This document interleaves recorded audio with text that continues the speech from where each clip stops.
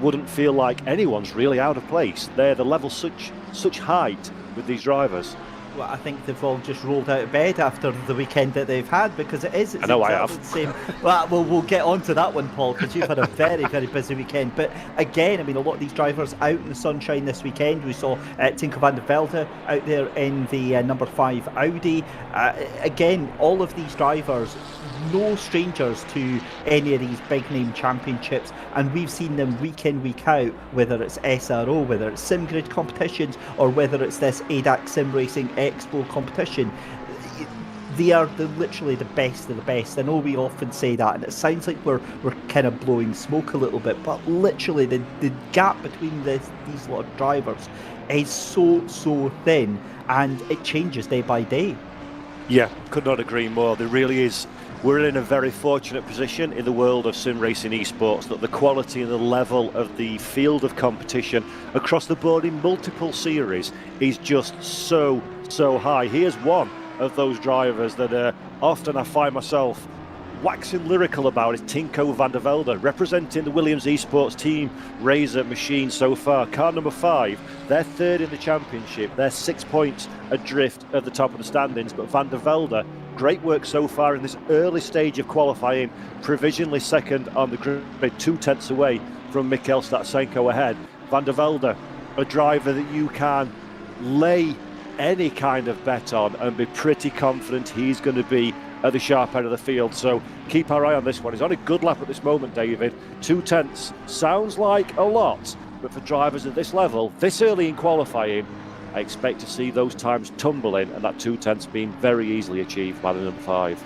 100%, and make no mistake, in that 2 tenths we can easily see 5 or 6 drivers squeezed in among there. For any other league, any other championship, that would be a reasonable gap there, but you can shoehorn a ton of drivers. Let's take this in for example. Let's take Valentin Barrier or Wojtek Fiala in 3rd position, and you take 2 tenths away from that, and you're all the way down to Tommy Rozier in the 10th place, number 27 McLaren, 2 tenths of a second, and that drops you all the way down as Tinko van der Velde jumps up 152.095.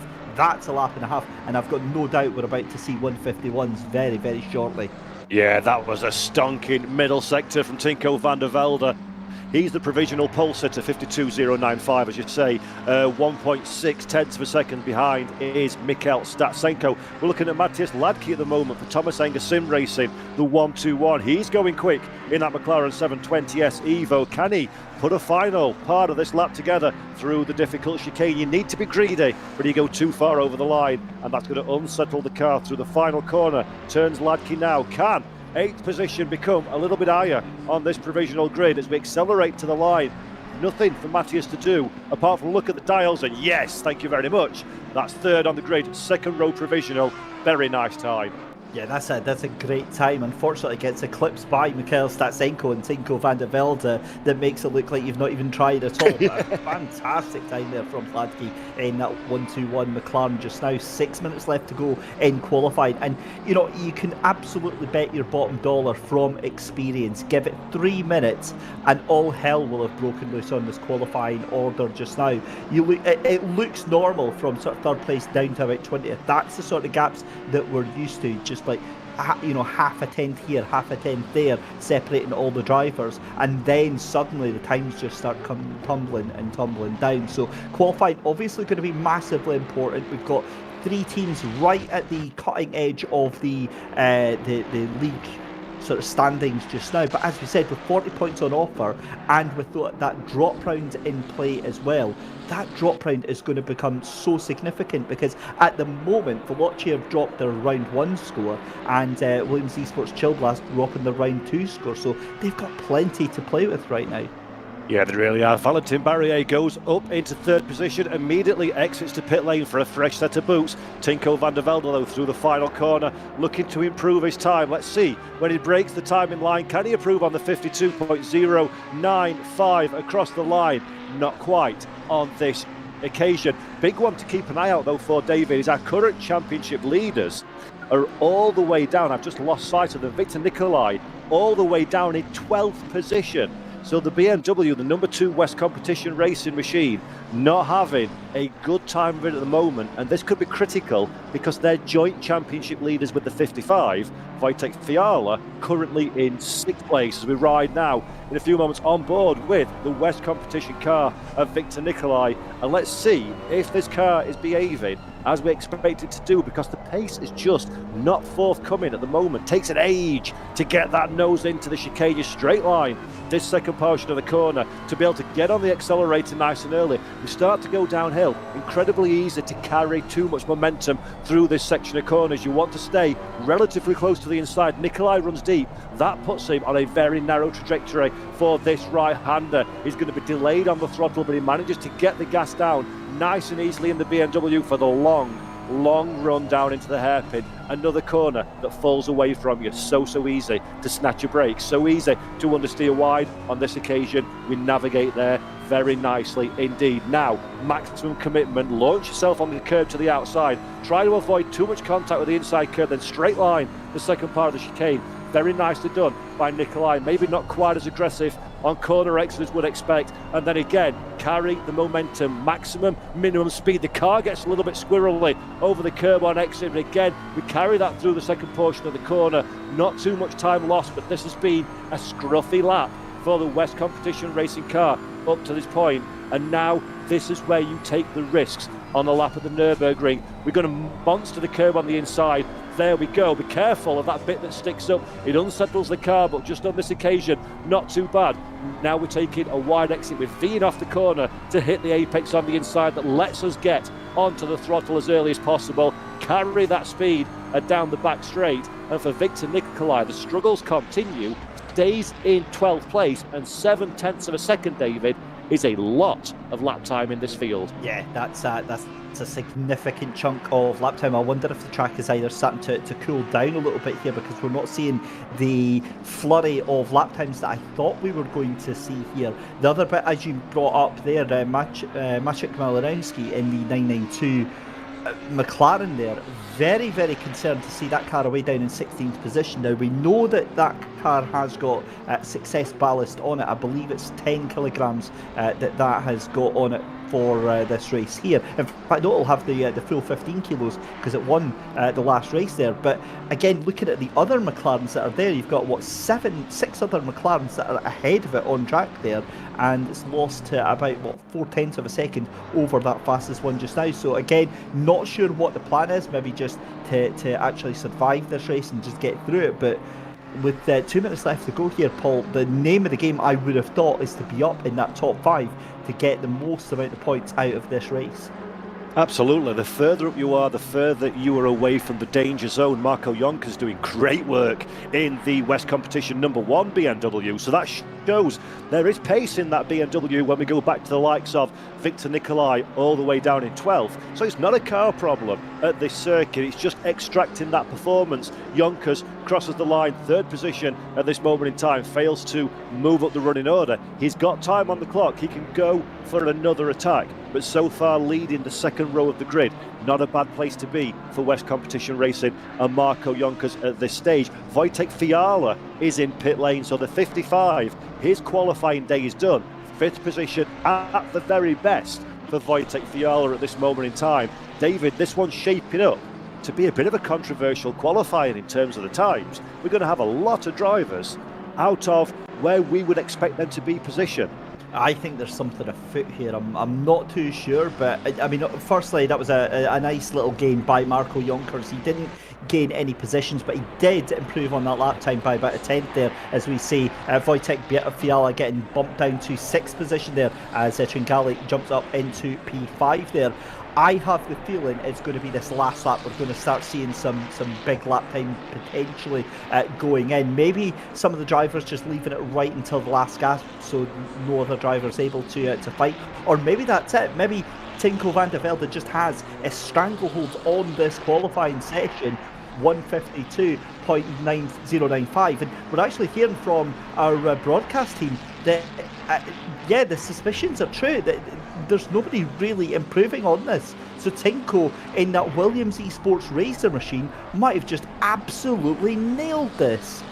Yeah, it's a really curious position to find ourselves in qualifying. It's overcast here at the virtual Nurburgring, so the temperatures are a little bit lower than what one would consider to be optimal conditions, as we're looking at Oscar Tringali now in the Glitch Motorsports number 17 machine. They're 7th in the championship standings, 20 points to their name with the current drop scores taken into account. Can Tringali improve on 5th position? No. He tries to improve the front end of the car by nosing into the barriers, quite the opposite of what he was looking for. And we're looking at Tobias Schur now get closer racing in the Lamborghini, the front running of the Lamborghinis in this field. So not a great session for the Raging Bull either. Apologies, Statsenko in 2nd. Ignore everything I said, I know nothing.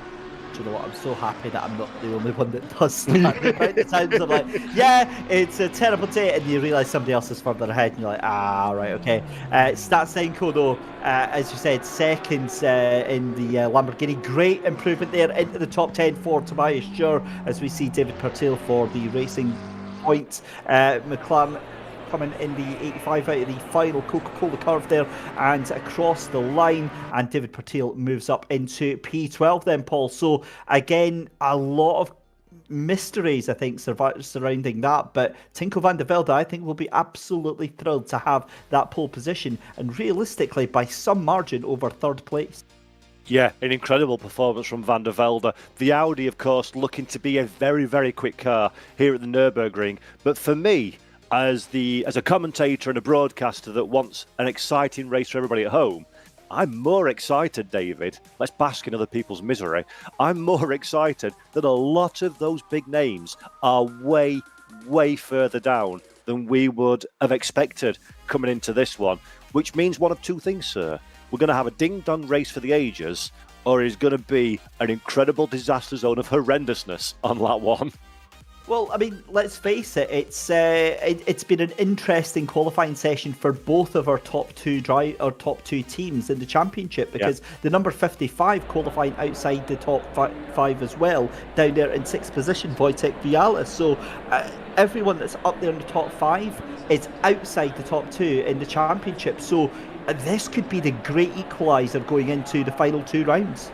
And this is exactly what you want heading into, like you say, the final event and the final 2 races as such at the ADAC SimRacing Expo. The more drama, the more there is on the line to fight for, then the more entertaining and pressurised it is for the drivers. Let's just take a quick look, though, at our grid ahead of race start. And there is Tinko van der Velde. I dare say that's the last time we're going to see him as close to the other cars during the course of this race, although Mikhail Statsenko for ITB Esports certainly knows how to get his elbows out in 2nd position. Marco Jonkers somehow managing to make that West competition car work, where the likes of Victor Nicolai struggled a little bit. Jonkers in 3rd place. Valentin Barrier joins him on the 2nd row of the grid, the front of the Ferraris in this field. Oscar Tringali, another Ferrari, different team of course, the number 17, lines up in 5th place. And then, David, as you say, Wojtek Viala in the 55, our joint championship leader, just 6th on the grid. Yeah, that's right. And just behind him then, row 4, Matthias Ladke in 1-2-1 McLaren alongside Leon Berndt in the 71 Ferrari. Row 5 is going to be Tobias Schur in the 77 Lamborghini alongside the 157 McLaren of Leonard Makavin. And then in 11th position, Tommy Rozier. We were seeing big things from him early on in qualifying in the number 27 McLaren on row 6 alongside that Racing Point 85 McLaren of David Pertil. Martin Klassen in the 62 Brabham Bio Rouge. He steps in for Elvin Smith, qualifies in 13th place. Victor Nicolai, as we said before, dropped to 14th at the flag in qualification. Big day for him ahead. Chris Warner, the 111 number 15 McLaren, is alongside Maciej Malinowski, the 992 car. They've got work to do over the course of this race. And Simone Etze, in the 858 Lamborghini is 17th on the grid. 18th position is going to be Julian Naumann in the Renville Esports Blue Machine. That's the 72 Ferrari. Alongside in 19th position, Tristan Bullwinkle in the 812 McLaren. On row number 11 is going to be Pavlo Polovchuk in the number 15 Mercedes. And then alongside him is going to be Thomas Moran in the 137 McLaren. 22nd place is Milos Stamenkovic in the number 22 McLaren, and then it's Leon Seeley in the 100 Lamborghini alongside Florian Bauer on row 12 in the 44 McLaren. Then it's the 125 at the back of the grid, Benjamin Baumann in the 125 Lamborghini, and round things off, Ivan Gerasimov in the 41 BMW. And that, sir, and folks at home, is a healthy mix of brands all the way through the field. We've got 5 McLarens in the top 12. Early indications are that's a competent car for this race, but an Audi at the front of the field with a Lamborghini alongside, then a BMW, and then 2 Ferraris. 4 brands in the top 5 cars, 5 brands in the top 6 cars.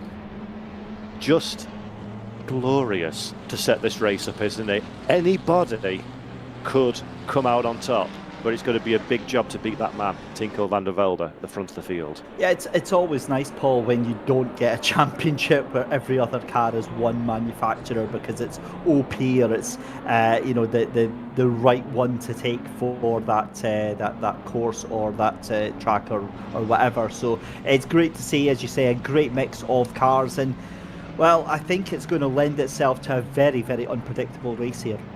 Look at this though, this is really interesting. Visually, I absolutely hate to see it, but as a driver, I doff my cap to Mikel Statsenko. Just getting into the same space as Tinko van der Velde, we saw a few moments ago on this formation lap, winding up Tinko, taking his mind away from his preparation. A little bit of mind game there, David, just trying to unsettle Tinko before the start of the race, and that just goes, Mikel Statsenko's not giving up on this one, he wants this one, doesn't he? He does want it, but I think you're going to have to get up earlier in the day to rattle Tinko van der Velde. You're going to have to set off some fireworks outside his house or something like that, because, I mean, the lad has been through so many races at this point. And Statsenko, I really enjoy watching drive, because I find a very passionate, very energetic driver, wears his heart on his sleeve, and it's one of those drives that, you know, if things go wrong, Statsenko will be the first driver to let you know about it. Yeah, I absolutely agree. We don't play favourites, of course, in the world of commentary, but I must say, I do like the cut to the jib of Mikel Statsenko, it is fair to say, a driver that thoroughly enjoys what he's doing. And, of course, we have 26 of those drivers thoroughly enjoying what they are doing, although I'm sure some will be happier than others in the next 45 minutes, because, like Noah's Ark, we are going 2x2 formation for this rolling start. Tinko van der Velde on pole position for Williams Esports, alongside him Mikel Statsenko, Marco Jonkers and Valentin Barrier behind, waiting for an opportunity. And this is where everything stops, and we have just 45 minutes separating success and failure. Van der Velde, focused on the lights, slows the field down. He will be the car that takes this race lead, goes for the acceleration. We are green for the ADAC Professional Trophy. Mikel Statsenko look to the outside line. He's immediately challenging. Marco Jonkers trying to buy into this fight as well. Valentin Barrier behind, puts his nose to the inside in the Ferrari, but he's got the Wojtek Fiala McLaren alongside him, and Tinko van der Velde survives the first few corners as they were in the top 3, but just behind them all drivers are up for grabs and positions. See, proof that 25 drivers can coexist on the same bit of track and not take each other out. Learn from that, please, drivers. But, I mean, Marco Jonkers, I'm sorry, had absolutely no right to be as fast off the start. Absolutely stunning start there from the BMW driver there, holding up with Statsenko, and I thought potentially going to be challenging for that lead. And, well, we've maybe spoke a little bit too soon. So we did get at least 6 corners in, so it's fine. They can do what they like from this point here. Again, we even tried to get in there. You can see David Pertil on the outside of that hairpin right-hander there. But again, a lot of respect there being shown, Paul, and drivers not forcing the issue where they potentially could. Yeah, Patil getting elbows out a little bit in that Brabham esports machine, but he does survive that one. Victor Nicolai is somewhere in the mix as well. There is the West Competition Racing car, so he's lost in fact, one position off of race start, but crucially David stayed predominantly out of trouble. He's still on the racetrack, and the danger when you're buried so far in the pack, it is very, very easy to find yourself parked at the side of the track with the best spectator spot rather than in the race in these early laps. It sounds like such a cliche, Paul, but if you're not going forwards, you're going backwards at a rate of knots, and this field will eat you alive for breakfast with the next 40 minutes left to go here. Watching Mikhail Statsenko on board for the ITB esports machine, very, very close here to Tinko van der Velde. Is it going to be moved to the inside? No, van der Velde holds off that inside line there as the two of them go through turn one. And again, look at Jonkers right back up to the back end of Mikhail Statsenko. He's going to have to watch out though, Pierre Paul, because Valentin Barrier and Wojtek Fiala, they're just biding their time. They're just waiting very, very patiently indeed as we see Wojtek Fiala here for Williams Esports. And Leon Berndt, again, another one of the Ferraris, doing a rather grand job here. Yeah, this is really good to see actually. Wojtek Fiala, a perfect mix of aggression and safety first in that opening lap. We saw the Williams car very much in the middle of battle, but Fiala managed to survive that one, and fifth position is his reward at this moment in time. So looks like he's made of the right stuff coming into this race. Maciej Malinowski that we're looking at now for the Veloci McLaren team, 12th position at this moment in time. Tommy Razia is the car ahead. Same car, different team, very similar strengths and weaknesses. Patil as well in another McLaren behind. So Malinowski's got to use all of the racecraft, the speed and the guile that we know he has to start moving forward in this race. But what I'm fascinated about, David, what I'm delighted about, to be perfectly frank, Tinko van der Velde does not look like he has got the pace advantage at the start of this race. And if anything, it's Statsenko that's on his tippy toes at the front of the field, which will bring in pretty much everybody into the fight for the front. Oh yeah, it's definitely going to back itself up very, very shortly indeed. 0.2 of a second is nothing, but the problem with that, Marco Jonkers, I don't think has the pace right now to keep up with Van der Velde and Statsenko. A little bit of a gap opening up there, 0.8 of a second between Jonkers and Statsenko. And what's caught my eye here, Paul, is that Julian Naumann in that 72 Renvelt in Ferrari gets a 38-second penalty. Still to find out what that's for from race control, but that is a race-ending penalty right there. It really is, but let's have a look at Malinowski now. Looks to the outside line. Will he be given racing room by Tommy Razia? Just about, but Malinowski accelerating on the curb is not the optimal place to be. That unsettles the car and then sideways for the second portion of the corner. So David Patil now decides he wants to buy into this one. Can he keep the front quarter on the rear quarter of the Veloci car? Not quite, almost a kiss for good measure. Patil has to back out of the throttle. That allows an opportunity for Clausen to find his way around the outside, but that Lamborghini would be well to drop by. Kisses the back of Patil. Good control from David Patil. Clausen then is vulnerable to the attack, and the attack does come. Contact from Victor Nicolai. Everybody tries to sort themselves out, and all of a sudden, David Christie, we've got an armful of cars almost on top of each other trying to find a way past, and the Lamborghini dives to the inside. Gets the job done now on this occasion. Nicolai's left hung out to dry, and that opens the door for Warner as well to get involved. That BMW has had a disaster. Oh, it really has. Nicolai is just in no man's land right now. It's so horrible to watch that sort of thing happen in front of your eyes. But watching Clausen as well, that is, the way it went onto the inside of David Patil. Patil actually had a snap of oversteer. That is what caused the initial contact with Patil and Clausen. Clausen then backed out, and then it got absolutely mullered by the entire field behind. Also, just to confirm, that Julian Naumann getting that penalty there, that was for reaching penalty points, so had 3 penalty points on his licence. So that essentially is an automated penalty there, Paul. And you know what's really terrible? I've got that written down on my notes, but neglected to read it due to my handwriting.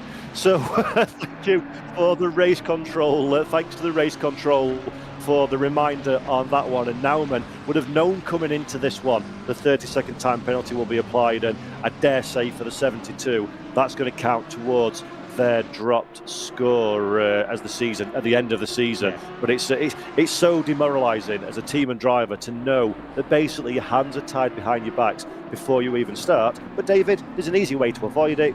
Be a little bit cleaner and a little bit of a less of a naughty boy during the season, and you won't get any penalty points. Come on now, Paul. When does that ever actually happen? When Never. does that forethought and forward thinking happen in sim racing? It's every single race, every single lap is the final lap of the race. That's the way these drivers mostly treat it. For them, it swings and roundabouts, is it? If it's a boring race, we complain. If it's a chaotic race, we complain. I think the drivers are never going to do it right in our eyes, but you kind of just have to play it quite cautiously, don't you? Yeah, it's an intelligence game as well as a racing game. Racecraft is so vitally important, and when the level is as it is in the ADAC Professional Trophy Championship, on which we're watching now, you can't leave anything on the table. Speaking of leaving anything on the table, Victor Nicolai has loose pockets and 10 seconds have dropped off as Valentin Barrier almost hits the barrier as he runs wide in the Yassi McLaren. So easy to do at that chicane, too aggressive on the curb. The car and the tyres are not touching the tarmac, straight on he goes, but Valentin Barrier was a lucky boy indeed that he managed to fit that car back into space, drops from 4th to 7th position, but it could have been, David, oh so much worse. Dangerous stuff there then for Valentin Barrier. We're looking at Mikhail Statsenko in 2nd place. Can Statsenko do anything to close up on to Tinko van der Velde? Incident between car 62 and 2 on lap 3, 10-second time penalty to car 2 for causing a collision. So Victor Nicolai is not having the race that he wanted, David. No, he's really not. It's so unfortunate to watch when that unfolds like that, because as a sim racer, as a commentator, whatever, as a spectator, you can absolutely just put your heart and your hands on that one and completely sympathise and empathise with what is going on.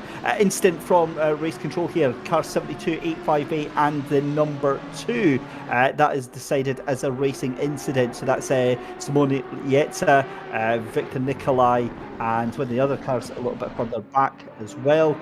And that is us up to date. So I think that says quite a lot about the drivers here, Paul. And the stewards as well. Fantastic work from the team behind the scenes. I had the privilege of spending a little bit of time with the stewards at Barcelona this weekend, actually, for one of the races that I wasn't covering. So rare opportunity, instead of being behind the mic, to have a look behind the scenes at what everybody does. And the amount of depth and detail that they go into is just incredible. It's not a case of, like we do in the commentary box, watch it on screen once, make a snap judgment. They look at all the data, all of the angles, all the various permutations of what you could or couldn't do, what you did on previous laps, how the behaviour of your car and those around you is. And it really is, it's a thankless task, because when you get it right, no one says anything. And when you're contentious, people jump all over it. But great work, as always, from our stewards team and all stewards across the board in sim racing. Unsung heroes of these events, for sure. Oh yeah, I tried being race control and being being a steward once, and it didn't go down too well. It was on an F1 online game. It was a community race, and let's just say, Paul, the power went very quickly to my head, and I was very harsh on that. So I wouldn't be doing it again, but it was great fun. I really enjoyed it. I just don't think I'll be doing it professionally.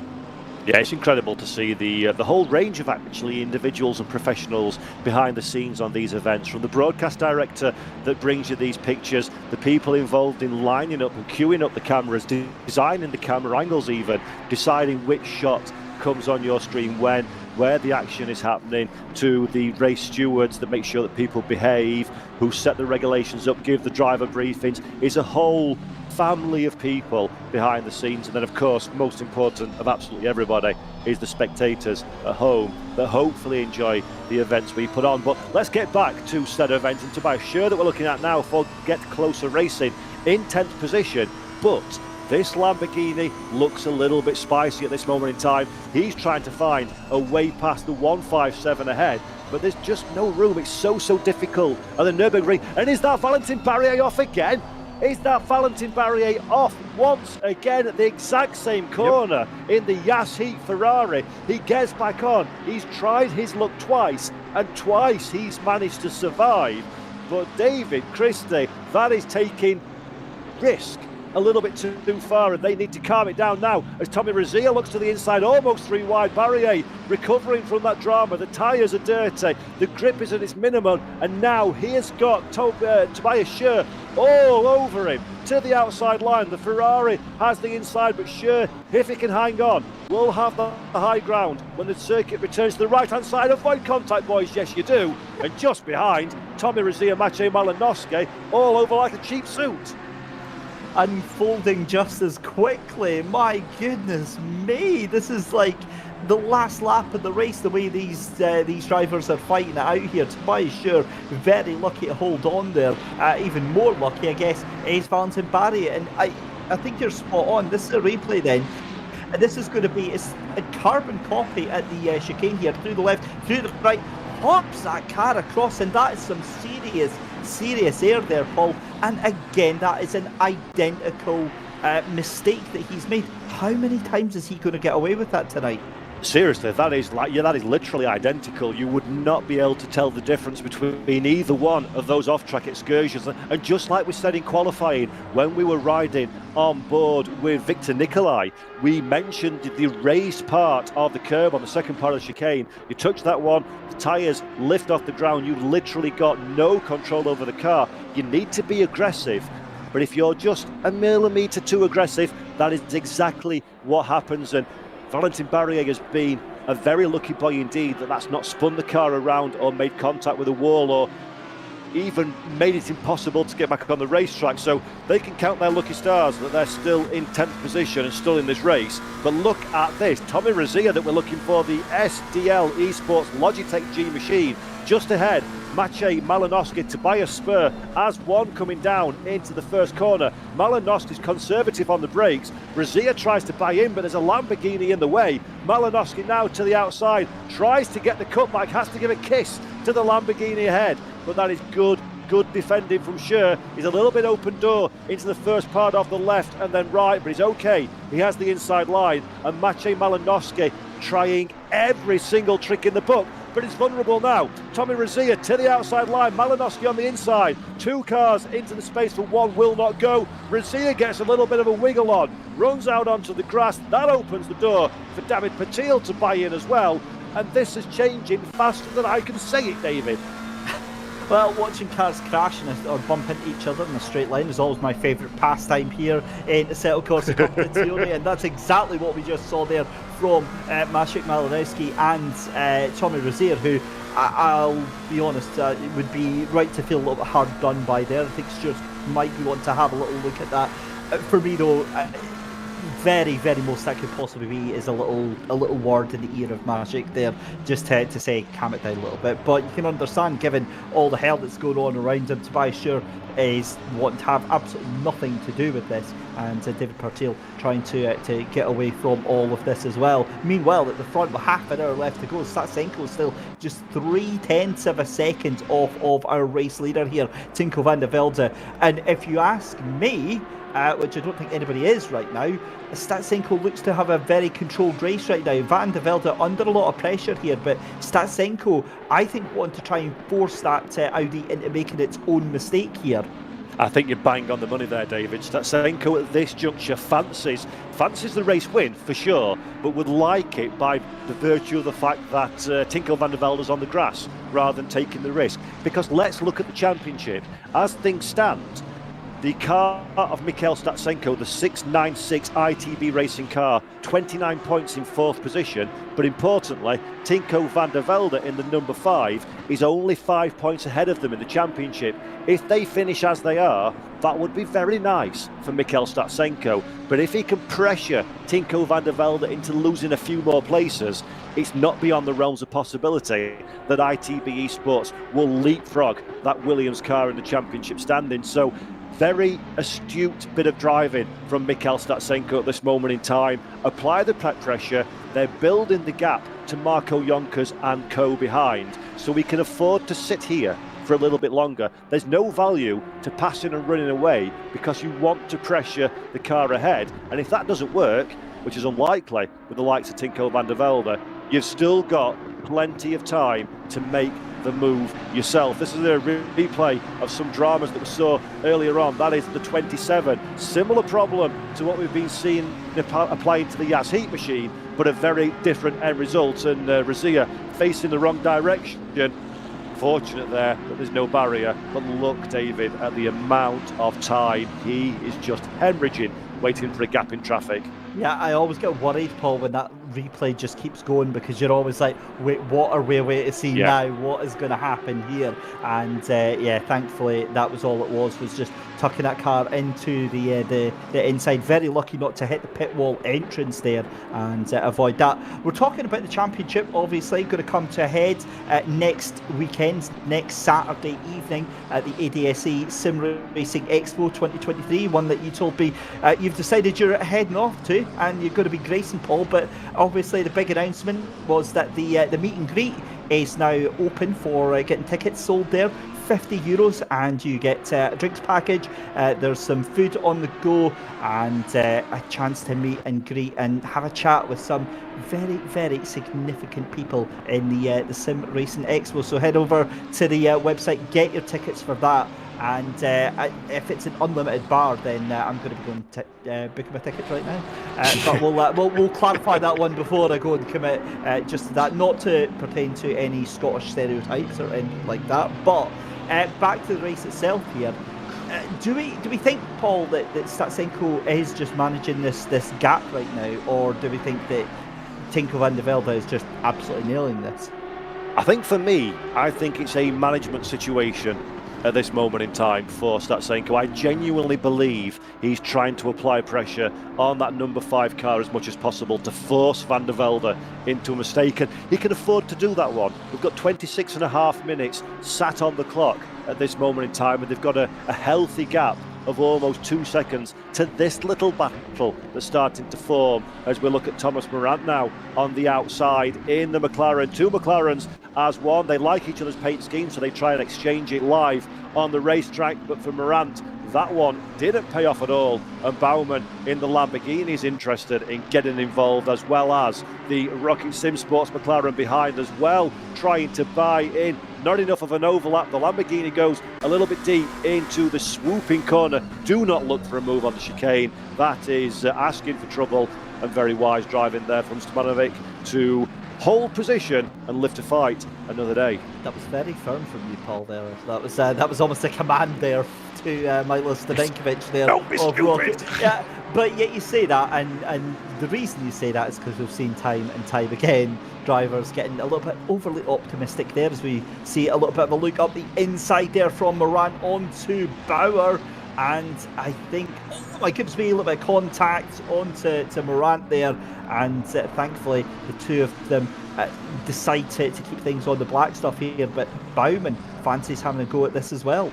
And Baumann's in a great position, actually, because these 2 McLarens are getting feisty, and there is the big mistake that Baumann was looking for. Thomas Morant tried to have a move, got his nose chopped off, had to get on the anchors to bring the car into control, and now Morant has a Lamborghini around the outside, gives said Lamborghini absolutely no wiggle room. Just behind, the rocket machine also runs out of real estate, and he concedes his position to Sealy. I think it is Leon Sealy in the 100, slots himself into that available gap. And this is what I love about racing in general, sim racing in particular. 4, 5, 6 cars, they're all in a position where they're attacking, then they're defending, then they're vulnerable, then they've got the advantage, and they're kind of like a slinky, just moving up and down the ladder, losing a position, gaining a position.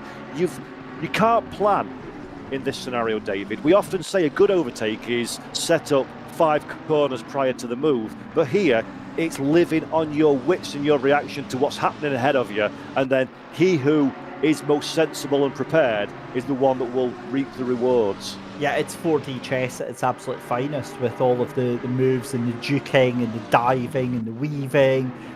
everything that goes on. You've got to be, reactionary and, attacking and defending at the same time, which is such a strange concept for a lot of people that are new to sim racing to have that almost planning 2 corners ahead. If I'm going to move to the inside here, am I going to give a toe to the car behind? If I defend here, am I going to lose out time to that car in front? So lots and lots going through the driver's mind at any given stage of the race here, especially as you said, when you're in this hell that is the midfield. If you're up in the top 5, it's not too bad, because for the most part you kind of maybe at most dealing with 1 or 2 other cars. That said optimistically, I think maybe it's the case for sure for these 2 race leaders at this moment in time. Let's have a quick look at the lap times actually. Last time around, Tinko van der Velde stopped the clocks on a 53.357, and just behind Mikel Statsenko a 53.337. So very much as you were pace-wise between the 2 front runners. But interestingly, the Lamborghini has the advantage in the second sector, just a 1/10 of a second. The third sector, an identical lap time amongst them. So the advantage of the Audi seems to be in sector 1 and in the Lamborghini sector 2. That's annoying for Statsenko, because the best overtaking opportunities are in that sector 1. Yeah, it absolutely is, and you have to make advantage of where you're going to be, pulling out all of the stops there. You can see there Tinko a little bit slow coming out of that final corner, for example, there, as he's trying to get the traction down. But Statsenko not really in a position to make anything of that right now. And with 22 minutes left to go, this is now where you need to start ratcheting up the pressure here. We saw about 5 laps ago Statsenko glued to the back bumper of Tinko van der Velde, but the pair of them right now on such a pace, they've dropped Marco Jonkers. But again, Marco Jonkers and Wojtek Fiala, they've dropped Leon Bern in that 71 Ferrari. So it's these little pockets of races and these little pockets of cars that stretch out, and it's all very well and good if you can get ahead of these little pockets, but then you're in no man's land. You're like 2-3 seconds, Paul, by this point behind the next car. Yeah, it's a very, very high-speed technical game that we're seeing here on the racetrack. Leonid Makovikin that we're looking at now. Remember, this car was in all sorts of tomfoolery, it's fair to say, last race around, but having a much cleaner drive in the 157 Hot Lappers machine. Currently, he's the meat in the Matis Sladkey Valentin Barrier sandwich at this moment in time. Barrier managing to stay on the black stuff for a little while longer. The Yassi car unbelievably still in 9th position and still very firmly in the conversation to get involved in this battle. 2 McLarens versus a singular Ferrari at this moment in time, but Valentin Barrier being the driver that we know has the pace at this stage. It's just the small matter of trying to clear the 2 McLarens ahead. At the moment, 9th position pays out 14 points. It's 18 points for 7th place, so Valentin will be very, very keen indeed to find a way past. Thomas Morant still firmly in the heat of battle as well. That Toyota Esports 137 car still trying to fend off the attentions of the Lamborghini behind, and Thomas Morant doing good work, David, to soak up the pressure despite the flash of lights from Benjamin Bowman behind. Yeah, he's a bit of a sponge, isn't he, in terms of the pressure that's going on there. You're seeing Bowman really throwing that car. That's way too deep into the final chicane there, and again loses a lot of time as we're seeing the fight for P7 and 8. That is the definition, that's the Wikipedia entry of a hip check there from Valentin Barrier. Leonard Makovkin saying, no, thank you very much, I appreciate it, but I'm taking that position. And that is going to mean that Valentin Barrier does not get the cutback on that one. So great defensive driving there from Leonard Makovkin. And, that's firm but fair, given, I think, as good as he got.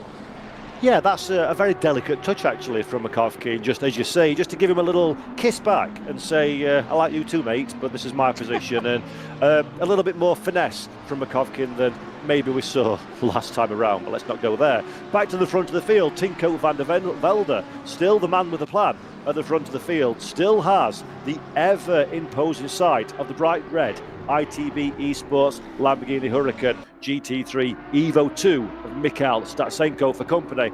They're still separated by broadly nothing in terms of lap time at the front of the field as you were in 1 and 2, but still slowly but surely eking out the tenths to the chasing pack headed by Marco Jonkers and Wojtek Fiala, who remain within the same second in 3rd and 4th position, although Fiala still not quite close enough to launch an attack. But this now, David, this is very nice run to the final corner for Stasenko, an opportunity.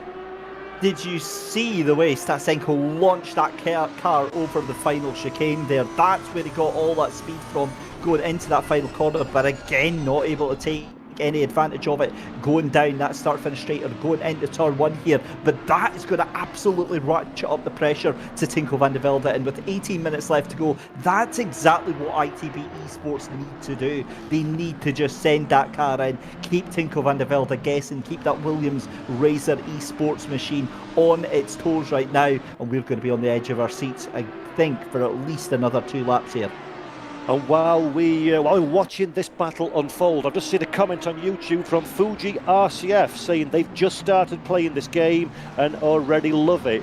Fuji RCF, congratulations. Bit late to the party, but better late than never. Welcome to the world of ACC. A whole load of enjoyment is coming your way, so great to have you with us. Make sure to check out the SimGrid as well to see if you can join a community and do this kind of thing, some great online racing in a safe and inviting environment. So SimGrid, go on there, pick a community and go uplift your level of enjoyment in the sim, because it's a little bit addictive, methinks.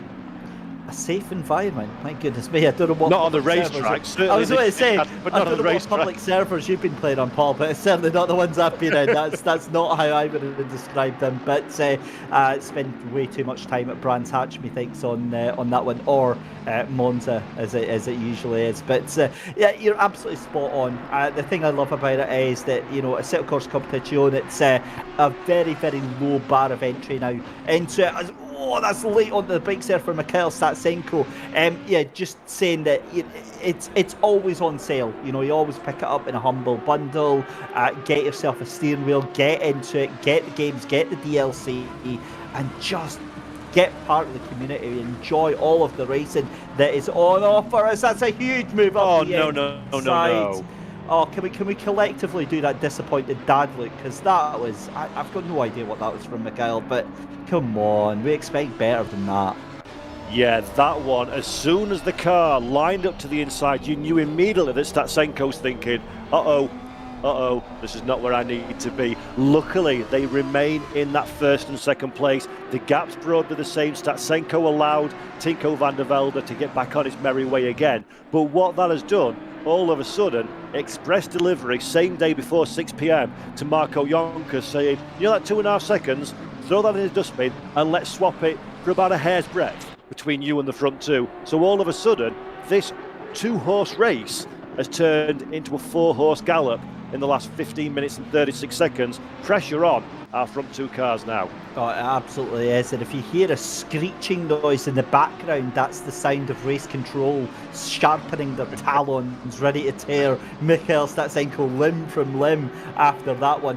It was a very strange moment, I've got to be honest, because it looked like hesitation from both sides. It looked like Stasenko thought about the move, pulled back from it, and then Van der Velde just pulled on the brakes and then forced Stasenko up the inside there, and the two of them weren't really sure what was going on there. So a very, very strange moment. But for me, as you said, big gain out of that is Marco Jonkers in that number 1 West Competition Racing Machine up there in 3rd position, 7/10 of a second. That also brings championship contenders Wojtek Fiala in the mix here as well. This is, I don't use it often, Paul, but I'm going to use the word sketchy for the final 10 minutes of this race. Yeah, it really is. Light the touch paper and step back. This is where the drama unfolds. And I think you nailed it absolutely there, David. I think Stasenko thought about the inside line, realised he wasn't going to get out of it, but was on the limit and couldn't slow the car enough. Van der Velde thought he was going to go for it, so slowed himself up to give him the racing room, and they kind of clumsily tripped over each other. But luckily, as we say, both cars still very much in the same position, still very much on the racetrack. Jonkers, we've not seen pace Well, we have seen pace as third, that'd be daft. But we've not seen race winning pace from the number 1 West Competition racing car at this stage in the race. So that's going to be curious to me. If now they're in touching distance in the final portion of this event, can they stay with these chasing packs? And will Wojciech Fiala behind start to think that actually I'm playing for the championship here, I'm in a nice position, but I could be in a so much better place? Will he start getting those elbows sharpened and get involved in this fight as well? Or is it the sensible play, stay in fourth and pick up whatever crumbs are left on the table, the inevitable crumbs that are left on the table from our 3 dueling race leaders? Really interesting stuff, and this is the kind of thing. Oh my god, there we go. Van der Velde makes that mistake. This opens the door now for Statsenko. Van der Velde and Statsenko are almost side by side, the longest drag here at the Nurburgring Grand Prix circuit. Statsenko has the outside line, but there is the clumsy final chicane. He gives Tinko van der Velde the opportunity to go through the chicane in the lead, but Statsenko, as we've seen all race long, is a machine through that chicane, tries to get the launch off of the final corner, and now it is a pure drag race. Audi versus Lamborghini versus BMW. Tinko van der Velde is the man that's punching the hole in the air. The man behind Mikhail Statsenko, stung from the earlier incident, looks to the inside, half in defence, half in attack. Another kiss to the back of Van der Velde, and Marco Jonkers does not know what day of the week it is. On the outside line, he gets pushed wide. Wojciech Fiala tries to buy into this one as well. Fiala and Jonkers now are the 2 drivers fighting for position. The McLaren Williams machine has the inside, becomes the outside. Jonkers takes that place back. Fiala is running out of tarmac in which to accelerate, and unbelievably, David, nothing changes. Oh, I don't know about that, Paul. I think we're preparing ourselves for Statsenko to get launched to the moon by race control here. That's the second bit of contact. That's the second bit of really hard racing. Was it over the line? Maybe it wasn't. Maybe race control are just going to go, well, look, it's on the line, but we're happy for this to continue. And to be honest with you, I wouldn't be too unhappy to see that, but you know, if the roles were reversed and Tinko had lost that position because of that, yeah, it might be different. But as far as I'm concerned right now, Paul, game on. This is awesome to watch here. And Jonkers, out of absolutely nowhere, he would have been gutted right now because he's like, oh, I could do this. I could do. Oh, right, okay, maybe not then. Yeah, that's like having a really big box at Christmas for Marco Jonkers and thinking, yes, and then ripping it open and it being socks.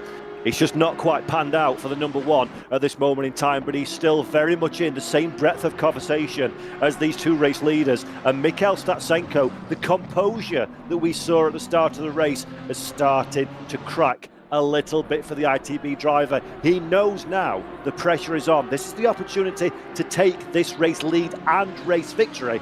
And the longer he is stuck behind Tinko van der Velde, the longer he cannot pull off a move and goes for these half measures, the more risk he puts himself, not only with the stewards, but with the chasing Jonkers and Fiala behind. We see it on screen. Paul, look at Valentin Barrier dropping all the way down the order there. Oh. I'll guarantee that's been that final chicane again. Valentin Barrier is not having a good time. But David, if it is the final chicane, my sympathy is reduced. He has had 2 very harsh warnings with those off tracks. Once unlucky, twice a little bit careless, 3 times inexcusable. But we'll see what happens for the 296. But when it's not your day, my friend, it's not your day. Yeah, it all goes to hell in a handbasket. I was just interrupting you there as you were away to bring up that announcement that Mikhail Statsenko getting a final warning for that contact with number 5, a race leader of Tinko van der Velde. Now, that was for the first incident between the 2 of them, so goodness knows what is going to be decided here. But I did say it was going to be a chaotic final 10 minutes. We didn't even get that far into it, and it's all kicking off. We've kind of got a bit of a breather here now, Paul, but again, it's not going to be too long before it all goes off again. Absolutely, and if you're Wojciech Fiala in the Williams Esports 55 machine, remember the car that came in as joint championship leader with the 992, currently driven by Maciej Malinowski and currently in 8th place. This is very nice. This is what you want to see in front of you. Let them squabble, you stay out of trouble and see what presents itself. I say that one as he absolutely mullers the curves at the final chicane, but that McLaren soaks up the curvature quite nicely indeed, so he knows what he's doing. But for Fiala, this could be a big payday if he just bides his time and waits to make his move, unlike Mikhail Statsenko, that seems to be very enthusiastic about making every and any move possible at this stage. Well, it's one of those things, isn't it? When you get to next weekend in the championship, and you think, well, I could have had. Oh, hang on to that thought.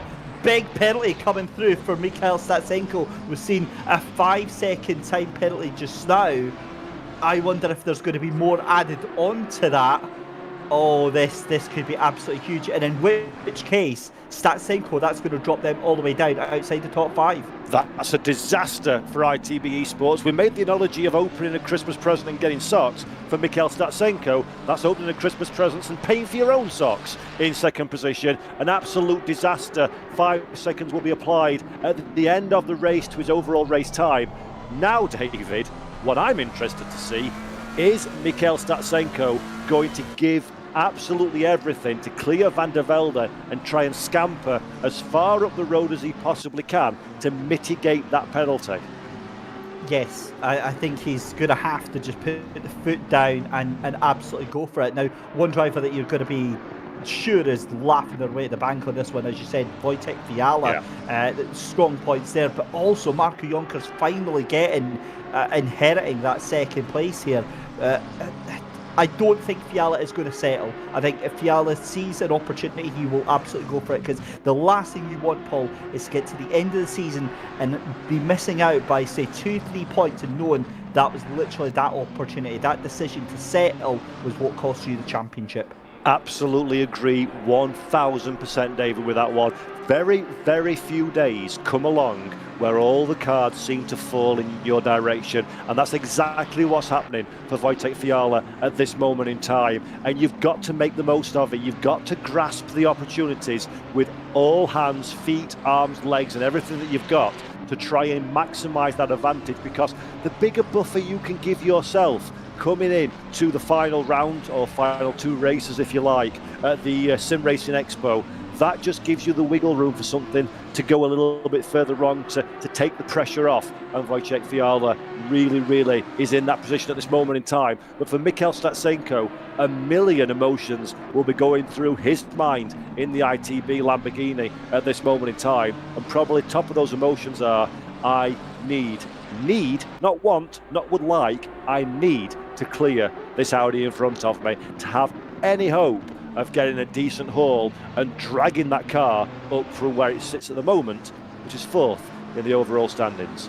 And there's a lot of motivation for him to be able to do that, because it's the difference between getting him finished behind Leon Bern or Oscar Tringali in that number 17 Ferrari, as we're seeing more penalties coming in through thick and fast there. Makovkin in the 157 getting a 15-second time penalty for contact with the 296. Now, so we saw the 296 going flying down the order, and we presumed that was going to be at the chicane, so it turns out that was for contact.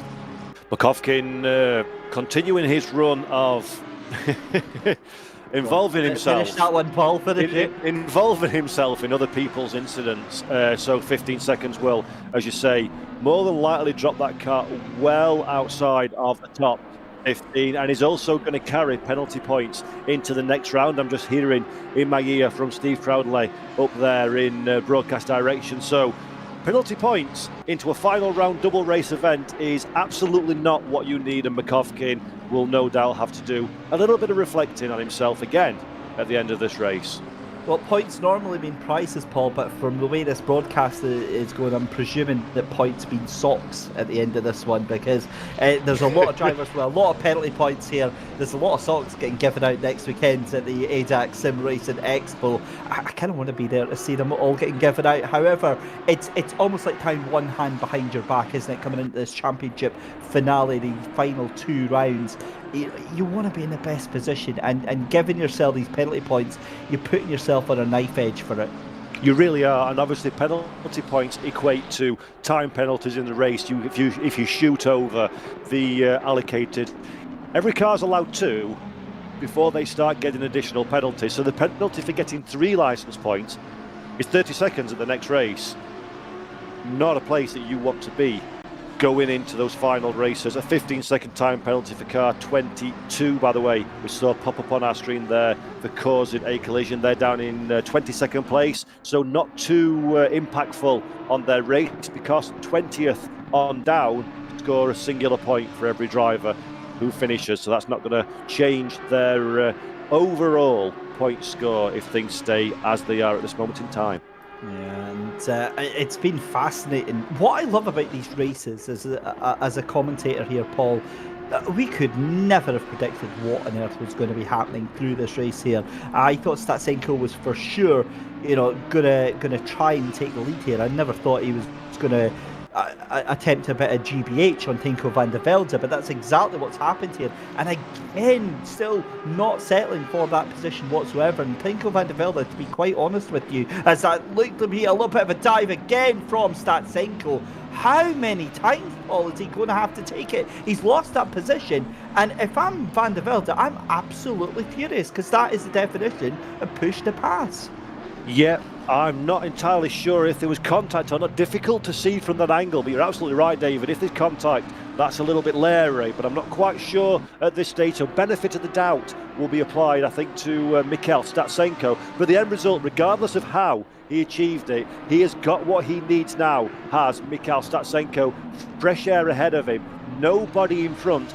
Now is the time for the ITB Esports driver to get the foot down and extract as much pace as he possibly can. Let's have a look now. This is the replay on board with Mikhail Statsenko. We're watching the car. As soon as they brake, the door's being left open by Tinko van der Velde. It is fair to say, still not entirely sure if that was contact or not. I think there was the lightest of kisses between the two of them. But Mikhail Statsenko, no choice now, David Christie, whatsoever. Go like the wind and try and recover as much real estate as possible to minimise that 5 seconds and any future penalties that might be applied by race control, if that was indeed a little kiss between our two race leaders. Oh yeah, I mean, looking at it back on the replay, it certainly wasn't as significant as it looked in the first, but for me there definitely was a little bit of contact there. However, as you said, it's now up to Statsenko. He has to absolutely go, and I just don't think he can. I think Van der Velde has actually done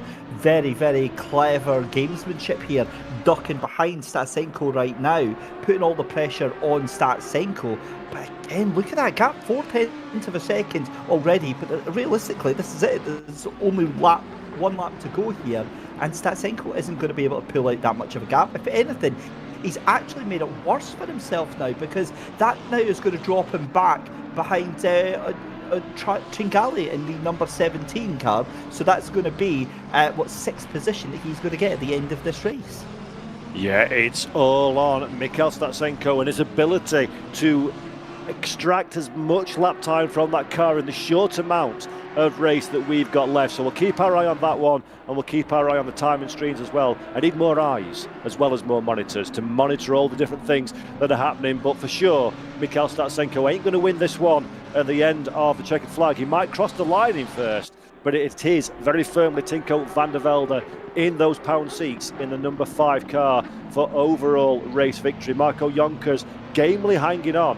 3rd on the road, will be 2nd at the line as things stand, and Wojtek Fiala having a banner day, it is to be said, in the championship. 3rd position, he'll be classified, and that's a very healthy advantage over the chasing pack in terms of championship standings going into the ADAC SimRacing Expo on the weekend of 13th, 14th and 15th of October in Dortmund, Germany. Yeah, you can get your tickets at simracingexpo.de. Confirmation there as well. That was just a racing incident, Paul, from Race Control. So worked out well there for Mikhail Statsenko. Now, this is the final lap, I believe, David, actually. So we're coming through the chicane as the clock has hit 0. The white flag is out. This is the final lap. Mikel Statsenko rounds the final corner to win on the road, but the real victor today is Tinko van der Velde for Williams Esports Team Razor, second on the road, first after the time penalties, ahead of Marco Jonkers in the number 1 West competition racing car in second. Wojtek Fiala will be fourth over the line, but third in the classification, just in front of Oscar Tringale, Leon Berndt in sixth, and then everybody else almost as one a little bit further back, and there's a forlorn Chris Warner, 14th place, crossing the line, and Thomas Morant survives the onslaught of almost everybody in this race for an eventful 18th position for Dakota Esports. Yeah, it's still all going on further down. Florian Bauer is sent to the moon by Baumann. The two of them still fighting. He tried to hold on to it, and Florian Bauer decides he wants to go and play at the Nordschleife. But there we go, the final couple of cars heading across the line with penalties galore. And, well, yeah, that's an unfortunate end to the race there. But, my goodness me, that was eventful, Paul. And that was a nice bit of parking at the final chicane as well. Used the escape road, just nosed it up to the barrier as well. But such a big amount of drama at the end of the race. And you've got, when you're in that position, it's easy to criticise up here in the box. Oh, it's never going to work too wide into the chicane. It's the last lap, it's the last chance. If gap go, you've got to go for it, David.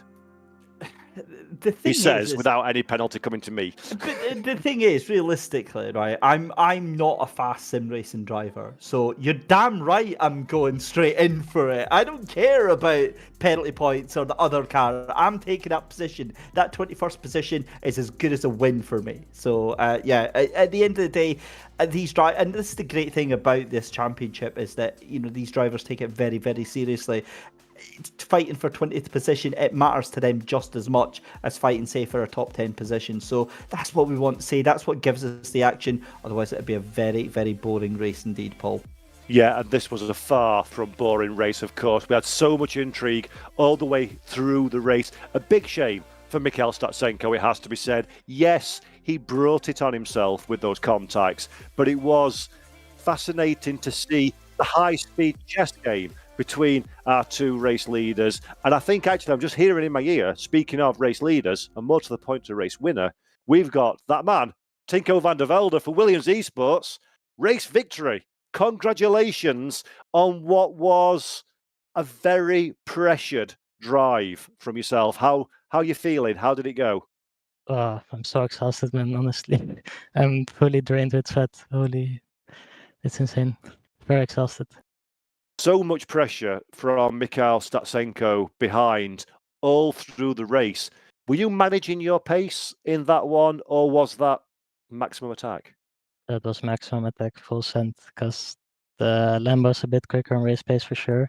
So I just had to drive full maximum pace basically to not get him close enough in the slipstream so he could overtake on the straights. So yeah, I just fully send it basically. Now, 99.99% of sim racers could never dream of being as quick as you are in ACC. Tell us how difficult it is to deliver for 45 minutes that kind of pace under that kind of pressure without making a mistake. Yeah, it's pretty tough. I don't really know how to describe it, but it's just 45 minutes of pure focus. You can't make a single mistake, otherwise you lose the position. So it's really, really tough. And I'm happy I managed to hold it. It was very tough also with the moves Misha tried to send on me. Really late dive bombs, I don't know why. He tried it for the third time again and overtook me, but I just left the pace not to die this time. He also had a penalty, so I took it easy and made sure not to spin this time as well. Now, it would be remiss of me not to talk about these contacts, the 3 contacts that you had. Tell me about those from your perspective behind the wheel. What happened? What went on there? Yeah, I don't know, he's going for a move really late into turn 1 every time. From so far behind, you can't just send it and overtake, or you have to full send it so you're like next to me before I turn in. But every time it was just too late, and when I turned in, there was no car on my right side. I didn't really see if he was sending it or not. And then, yeah, this contact happened because suddenly a car appears on your inside when you're trying to hit the apex. So yeah, I don't know. That's not really the cleanest moves, I would say. Well, on a more positive note, while we've been talking, I've been sent a link to the provisional championship standings, and I can confirm, subject to penalties and appeals, etc., that you are now the joint championship leaders on 74 points. So the Williams Esports Chill Blast 55 and the Williams Esports Riser number 5 are joint championship leaders coming into the last 2 races. How are you going to manage that one in the team? Yeah, that's gonna be interesting for sure. Equal points going into the long rounds. It's gonna be interesting. I don't even know who's gonna be my teammate because the guy who was supposed to drive for me, Dominic Blyer, he unfortunately broke his finger last weekend. So he can't drive anymore. So I have to find a new teammate, which I'm sure we will be able to do. And we will give it all. Both teams will give it all. We will just fight each other really hard, I'm sure, and it's gonna be fun. Well, Tinko, Williams certainly have a wealth of driving talent, so I'm sure that's no problem. But for you, you're the man of the day for sure. So congratulations on an exceptional drive, a great victory, and a well-deserved joint championship lead. Well done, and look Thank you so forward to much. seeing you at ADAC. Take Thank care. you. So that's our race winner, Tinko van der Velde. And before we move on, David, I do want to do a big shout out. If you're watching, to Dominic Blyer, good luck on a swift recovery from that broken finger. And we look forward to seeing you back behind the virtual cockpits of racing cars for Williams in the very near future.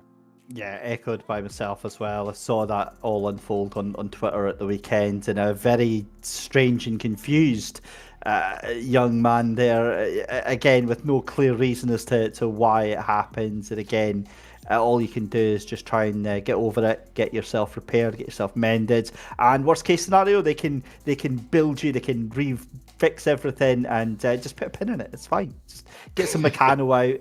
It'll be behind. Bit of gaffer tape that fixes Duct racing tape, cars. yeah, absolutely. Speed tape. So, that's exactly what he needs. Yeah, it fixes. I mean, NASCAR basically, they're all gaffer tape at the end of the race, so it can fix a racing driver too. But Tinko van der Velde, as he said, we always say this, David. I'm always shocked at how calm and collected a driver is after what must be the most incredibly intense 45 minutes that you and I would ever experience. But he's just there, cool, calm, collected, delivered, job done, well played. On to the next one. It's remarkable.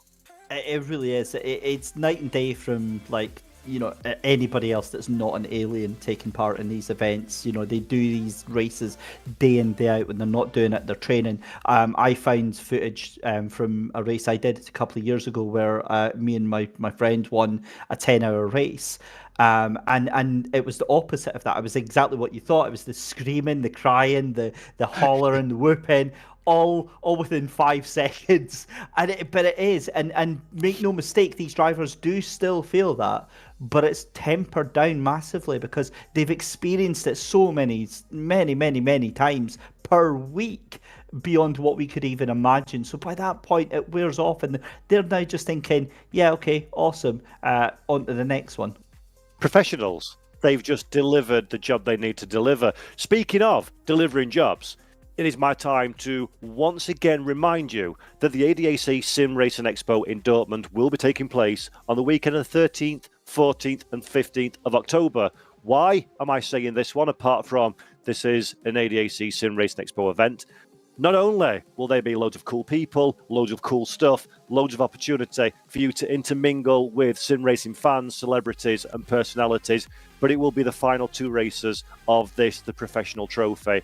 If anything can be taken from the races that we have watched, David Christie, the on-site final is going to be the definition of ding dong with bells on.